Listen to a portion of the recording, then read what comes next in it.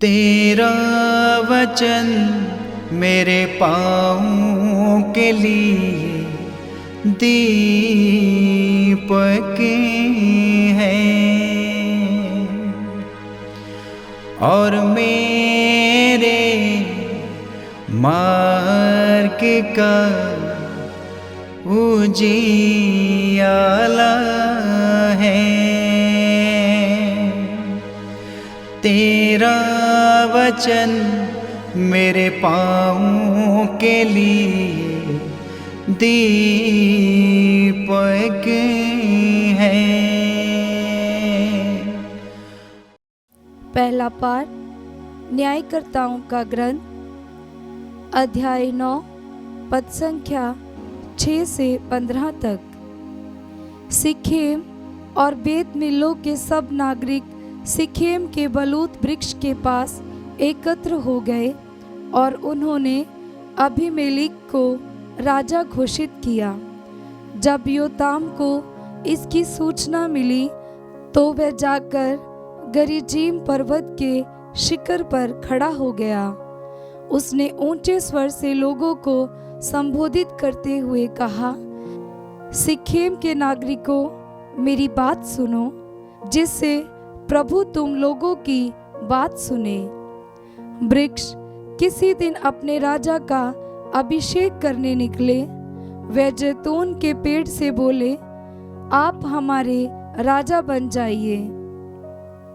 किंतु जैतून वृक्ष ने उन्हें ये उत्तर दिया, ये क्या, मैं वृक्षों पर राज्य करने के लिए अपना ये तेल क्यों छोड़ दूं, जिसके द्वारा देवताओं और मनुष्यों का सम्मान किया जाता है। तब वृक्ष अंजीर के पेड़ से बोले, आप हमारे राजा बन जाइए। किंतु अंजीर वृक्ष ने उन्हें ये उत्तर दिया, ये क्या, मैं वृक्षों पर राज्य करने के लिए अपने बढ़िया मधुर फल क्यों छोड़ दूं। इसके बाद वृक्ष अंगूर के पेड़ से बोले, आप हमारे राजा बन जाइए।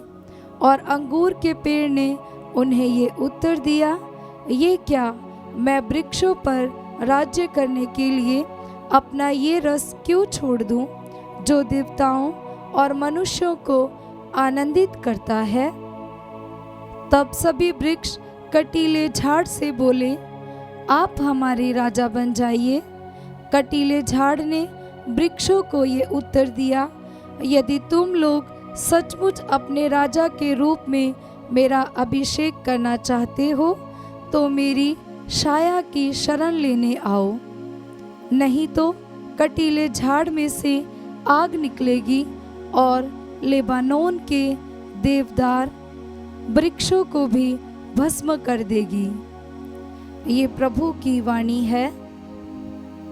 ईश्वर को धन्यवाद। भजन अनुवाक्य। हे प्रभु, तेरे सामर्थ्य के कारण राजा आनंदित है। हे प्रभु, तेरे सामर्थ्य के कारण राजा आनंदित है। हे प्रभु, तेरे सामर्थ्य के कारण राजा आनंदित है। वह तेरी सहायता पाकर आनंद मनाते हैं। तूने उनकी अभिलाषा पूरी की, तूने उनकी प्रार्थना नहीं ठुकराई। अनुवाक्य। हे प्रभु, तेरे सामर्थ्य के कारण राजा आनंदित है। तूने उन्हें भरपूर आशीर्वाद दिया। तूने उन्हें परिष्कृत स्वर्ण का मुकुट पहनाया। उन्होंने तुझसे जीवन का वरदान मांगा और तूने अनंत काल तक उसके दिन बढ़ा दिए। अनुवाक्य। हे प्रभु, तेरे सामर्थ्य के कारण राजा आनंदित है। तेरी सहायता से उनका यश फैल गया। तूने उन्हें प्रताप और ऐश्वर्य प्रदान किया। तूने उन्हें चिरस्थायी आशीर्वाद दिया। वह तेरा सानिध्य पाकर आनंदित हैं। अनुवाक्य। हे प्रभु, तेरे सामर्थ्य के कारण राजा आनंदित है। जय घोष हालेलुया। अनुवाक्य। हालेलुया। ईश्वर का वचन जीवंत और साक्षात है। वह हमारी आत्मा के अंतरतम तक पहुंच जाता है। अनुवाक्य। हालेलुया। पवित्र सुसमाचार संत मत्ती के अनुसार अध्याय 20 पद संख्या 1 से 16। यीशु ने अपने शिष्यों को यह दृष्टांत सुनाया। स्वर्ग का राज्य उस जमींदार के सदृश है जो अपनी दाखबारी में मजदूरों को लगाने के लिए बहुत सवेरे घर से निकला। उसने मजदूरों के साथ 1 दीनार का रोजाना तय किया और उन्हें अपनी दाखबारी भेजा।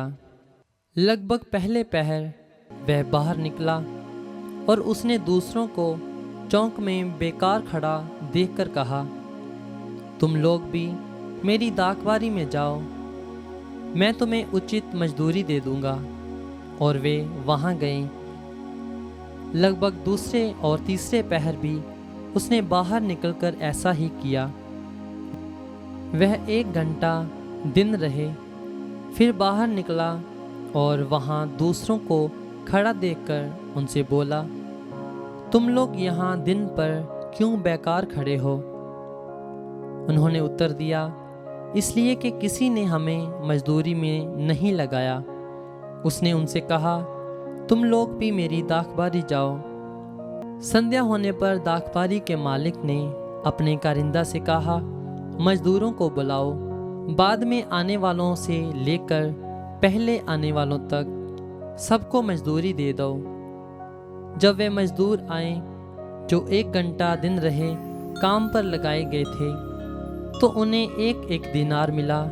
जब पहले मजदूर आए तो वे समझ रहे थे कि उन्हें अधिक मिलेगा, लेकिन उन्हें भी 1-1 दीनार ही मिला।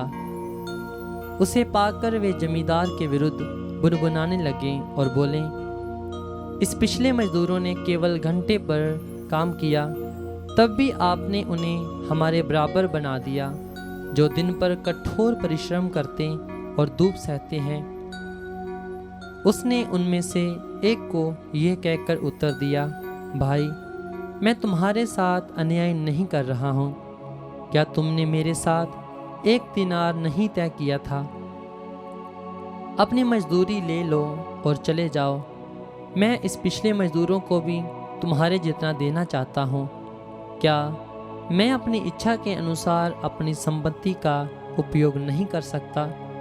तुम मेरी उदारता पर क्यों जलते हो? इस प्रकार जो पिछले हैं अगले हो जाएंगे और जो अगले हैं पिछले हो जाएंगे। ये प्रभु का पवित्र सुसमाचार है। क्रिस्त की जय।